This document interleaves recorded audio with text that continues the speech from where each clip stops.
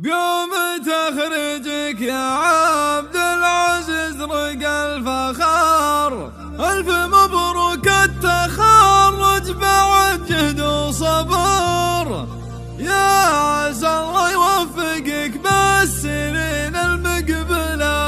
ألف مبروك التخرج بعد جهد وصبر، يا عسى الله يوفقك بالسنين